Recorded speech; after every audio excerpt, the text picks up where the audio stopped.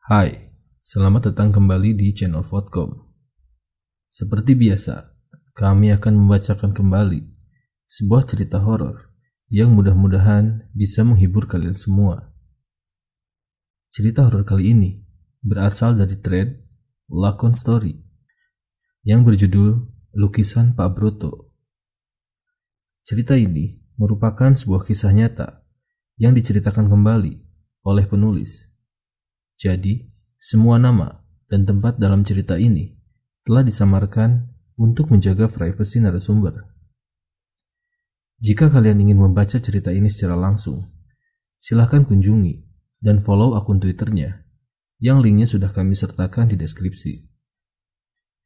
Sebelum kita mulai ceritanya, bantu kami mengembangkan channel ini dengan cara like video ini, lalu subscribe, serta jangan lupa nyalakan lonceng notifikasinya agar kamu tahu video terbaru lainnya dari Vodcom. Dan bila berkenan, silakan share video ini ke media sosial kamu. Kami sarankan agar kamu menggunakan headset untuk mendengarkan cerita ini, agar kalian bisa mendapatkan kualitas audio yang lebih baik. Dan tanpa berlama-lama, mari kita mulai ceritanya.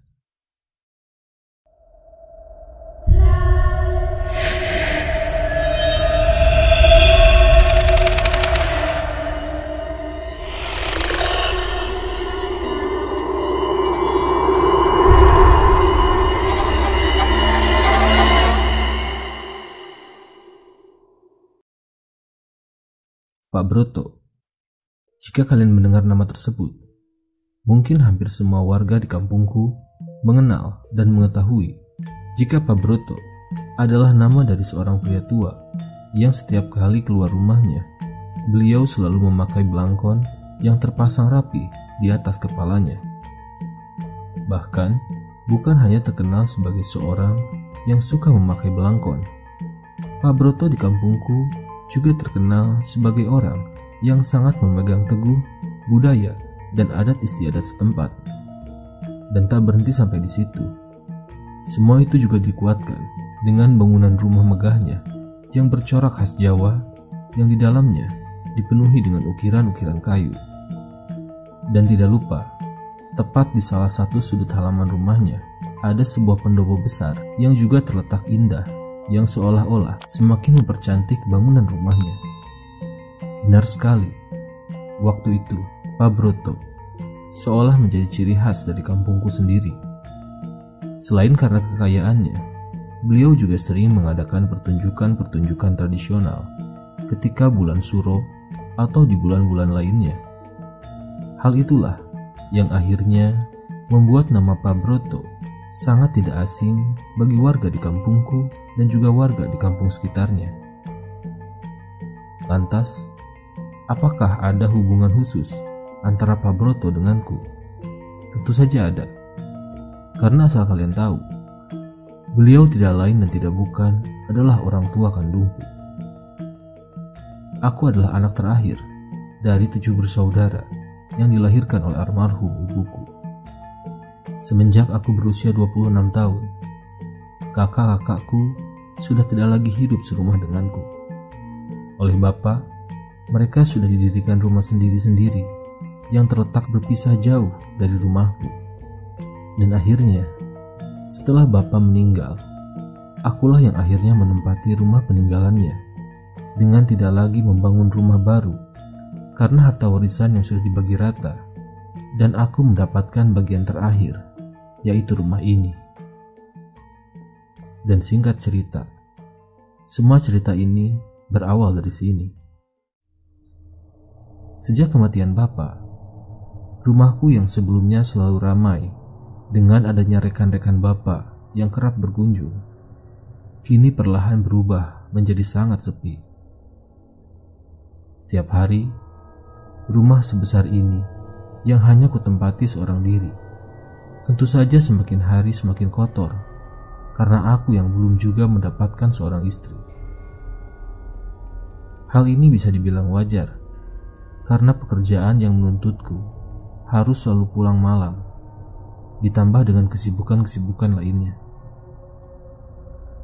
Merawat rumah rasanya menjadi hal yang sangat berat, kecuali jika hari libur kerjaku telah tiba. Dan anehnya, setiap kali aku mencoba mempekerjakan seorang pembantu rumah tangga, semuanya hanya bertahan sampai beberapa hari. Dan akhirnya, semuanya berhenti entah kenapa. Hal itulah yang akhirnya membuat aku memutuskan untuk tidak lagi mempekerjakan seorang pembantu dan memilih untuk merawat rumah ini semampuku sampai aku menemukan pasangan hidupku. Dan akhirnya, malam itu pun tiba. Malam itu, seperti biasanya, aku pulang kerja pukul 10 malam. Setelah mobilku kuparkirkan, aku membuka pintu utama dan mulai masuk ke dalam rumahku dan menyalakan semua lampu. Ketika lampu menyala, tentu saja pandanganku biasa langsung mengarah ke arah lukisan besar yang ada di dinding ruang tamu rumahku. Benar sekali, lukisan tersebut tidak lain dan tidak bukan adalah lukisan dari bapakku sendiri. Sebuah lukisan yang dilukis oleh pelukis hebat yang mampu menampilkan wajah bapakku dengan sangat sempurna, yang bisa terkadang mengobati rasa rinduku kepada bapakku ketika aku menatapnya. Namun anehnya, malam itu lukisan bapakku terlihat tidak seperti biasanya. Lukisan yang biasanya terpampang kokoh, malam itu tiba-tiba miring ke kanan dengan adanya bekas cipratan cairan merah yang ketika kulihat dengan lebih teliti lagi, cipratan tersebut ternyata adalah cipratan darah. Mengetahui hal itu, aku pun segera membersihkan lukisan tersebut dan kembali menatanya sebagaimana mestinya. Tapi sayangnya, belum selesai aku menata lukisan tersebut kembali, aku tiba-tiba mendengar suara lantunan senandung yang sepertinya aku tidak asing dengan suara itu. Mendengar hal itu, tentu saja pandanganku seketika kuarahkan ke sana kemari sembari jantungku berdetak kencang. Karena ku tahu suara tersebut adalah suara dari almarhum bapakku. Ya Allah, suara apa itu? Pak, Bapak, Pak, teriakku sambil memanggil-manggil nama bapakku. Dan bukan berhenti pada panggilanku. Suara senandung tersebut semakin lama semakin terdengar tidak berhenti. Karena pikiranku yang sudah kemana-mana. Akhirnya, aku pun mencoba mencari sumber suara tersebut, sembari melangkahkan kakiku perlahan ke arah belakang rumah, yang ternyata sumber suara tersebut berasal dari kamar yang dulu ditempati oleh almarhum bapakku ketika beliau masih hidup. Mengetahui hal itu, tentu saja kakiku terasa bergetar, keringatku bercucuran, dengan jantung yang sudah tak lagi berhenti berdetak. Ya Allah, ya Allah, ya Allah, ucapku. Dan dengan sisa-sisa keberanianku, akhirnya aku pun memberanikan diri untuk membuka perlahan pintu kamar tersebut dengan mengucapkan salam dan menyalakan lampu kamarnya. Assalamualaikum, Pak, ucapku dengan membuka pintu kamar itu. Setelah pintu kamar terbuka, malam itu, dengan mata kepalaku sendiri, aku melihat ada sesosok laki-laki tua menghadap ke arah lemari dengan mengenakan pakaian hitam kusam. Sosok laki-laki tersebut tidak berhenti bersenandung, dengan sesekali mengangguk-anggukan kepalanya secara perlahan. Dan anehnya, entah apa yang ada di kepalaku malam itu, aku benar-benar tetap mendekatinya dengan terus memanggilnya dan dengan panggilan Bapak. Pak, Bapak, ucapku dengan pelan. Setelah aku mendekati dan melihat ke arah wajahnya yang sedikit menunduk itu. Malam itu, aku benar-benar sangat terkejut tidak karuan. Nafasku seolah berhenti karena masih tidak percaya dengan apa yang sedang aku lihat. Benar, malam itu aku benar-benar kembali melihat bapakku. Beliau nampak kurus dengan seluruh kulit wajahnya yang mengelupas dan menghitam. Dan tidak hanya itu, mata bapak malam itu juga terlihat membusuk, ditambah tulang pipinya yang juga terlihat bergelombang, membuat pemandangan malam itu rasanya tidak akan pernah bisa aku lupakan. Dan setelah melihat semua penampakan itu, aku pun akhirnya berlari sekuat tenaga keluar rumah sambil seluruh tubuhku yang sudah sedari tadi bergetar karena ketakutan. Namun anehnya, di sela-sela aku berlari keluar rumah, malam itu aku kembali melihat ke arah lukisan Bapak yang sebelumnya ada dalam posisi yang benar. Malam itu tiba-tiba menjadi terbalik ke arah bawah dengan cipratan cairan merah yang terlihat semakin banyak saja. Mengetahui hal itu, aku pun terus berlari ke arah luar rumah dengan tidak lagi mempedulikan semuanya. Setelah di luar rumah, aku pun bergegas masuk ke dalam mobil dan pergi dari rumahku tersebut. Bahkan aku juga masih ingat malam itu ketika aku baru saja meninggalkan rumah. Melalui kaca spion, aku melihat adanya beberapa sosok laki-laki parubaya yang sedang duduk di pendopo depan rumahku sambil menatapi kepergianku. Dan singkat cerita, malam itu aku pergi ke rumah kakakku dan menceritakan apa yang aku lihat. "Ayah pulang, Mas, wajahnya hancur. Kasihan, beliau terlihat sedih sekali. Kenapa ya, Mas?" tuturku kepada kakakku dan istrinya yang malam itu duduk menyambutku. "Hah? Masa?" jawab kakakku dengan kaget. Dan setelah aku menceritakan semuanya, akhirnya malam itu pun aku menginap di rumah kakakku. Keesokan harinya, aku ditemani kakakku kembali pulang ke rumahku untuk melihat kondisi rumahku.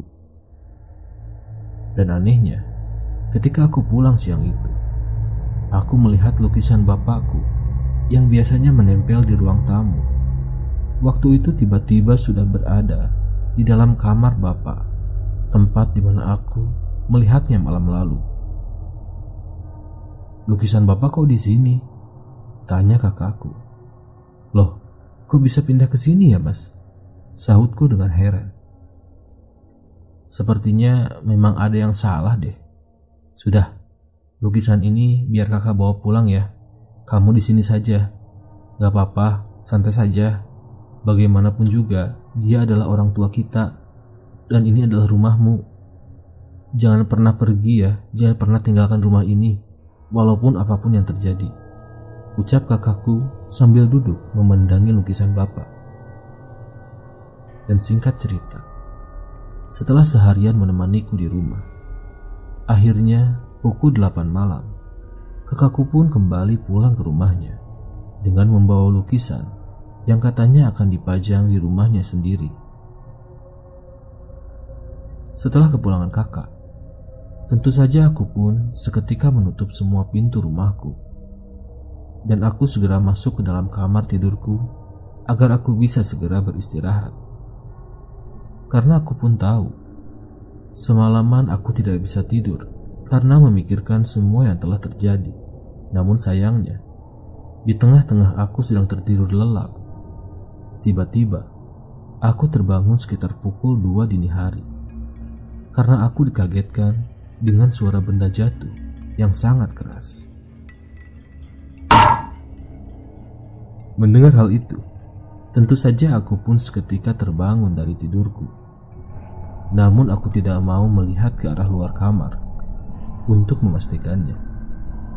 Karena selain aku takut, malam itu niatku memang acuh dan tidak mau memperdulikan apapun. Alah, biarin dah. Yang penting aku gak keganggu, ucapku dalam hati. Namun sayangnya, bukannya menghilang. Malam itu, gangguan yang kurasakan seolah semakin menjadi.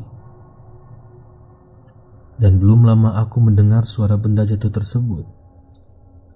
Kali ini, aku kembali mendengar suara tangisan yang kini terdengar semakin jelas lagi. Bahkan, suara tangisan tersebut terdengar keras dengan beriringan bau melati yang tercium oleh hidungku ini.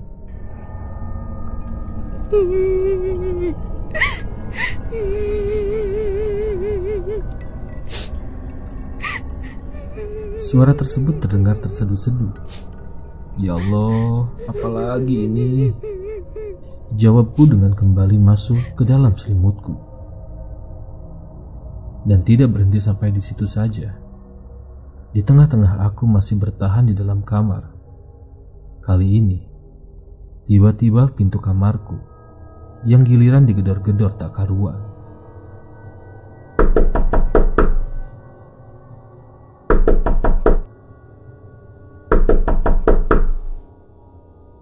Mendengar hal itu, tentu saja tubuhku seketika bergetar dengan rasa takut yang sudah tak lagi bisa kutahan. "Siapa kamu? Pergi dari rumahku!" teriakku dengan lantang. Namun sayangnya, bukannya pergi. Gedoran pintu kamarku tersebut semakin lama seolah semakin menjadi.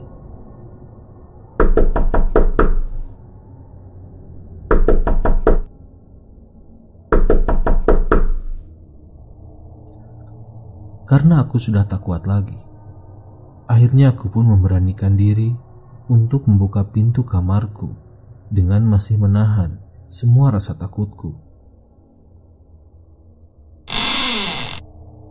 Ketika pintu kamar terbuka, semuanya nampak semakin aneh saja. Lampu ruangan yang tiba-tiba mati dengan lukisan Bapak yang juga terlihat kembali ada tergeletak di atas kursi, membuat keadaan malam itu sudah tidak lagi bisa ku mengerti.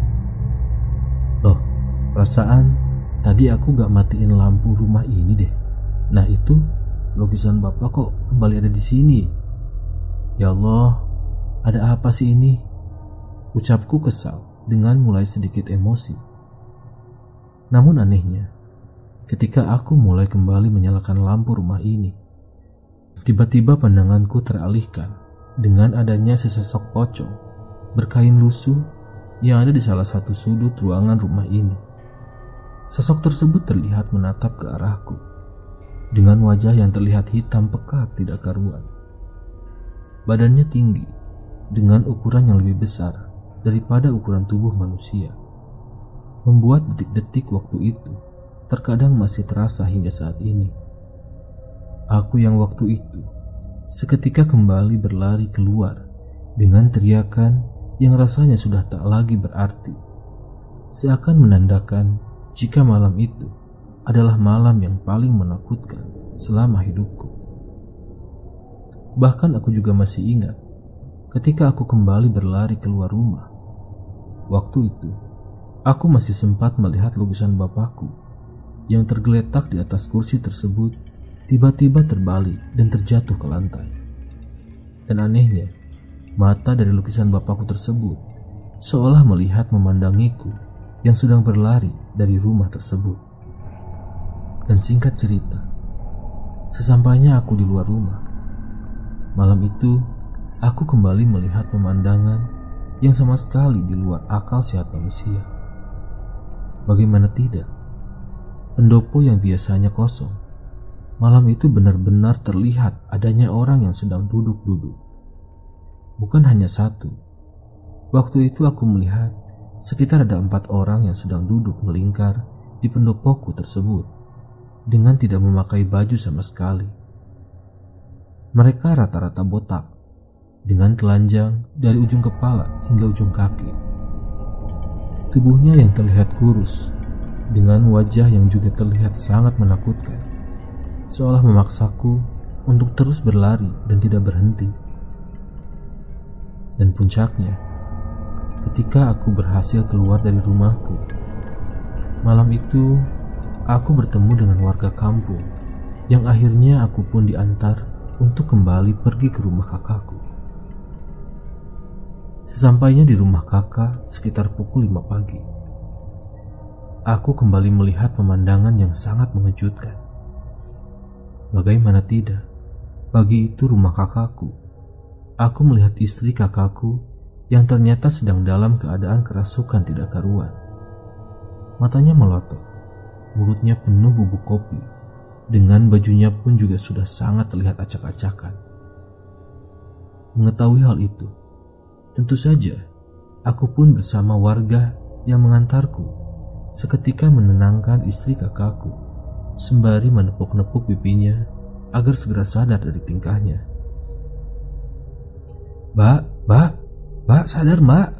Ya Allah, ucapku. Dan selang beberapa saat setelah itu, tiba-tiba dari arah belakang rumah, aku juga melihat kakakku merangkak sambil mengunyah daun, yang ternyata kakakku juga sedang dalam keadaan kerasukan. Dan puncaknya, setelah aku menganggap keadaan semakin hari semakin membahayakan, kami pun meminta bantuan kepada warga sekitar agar kami segera mendapatkan bantuan. Dan setelah beberapa saat kemudian, akhirnya warga pun datang dan kami pun membawa kakakku pergi ke tempat ulama setempat untuk mengobati kakakku agar segera sadar dari keadaannya.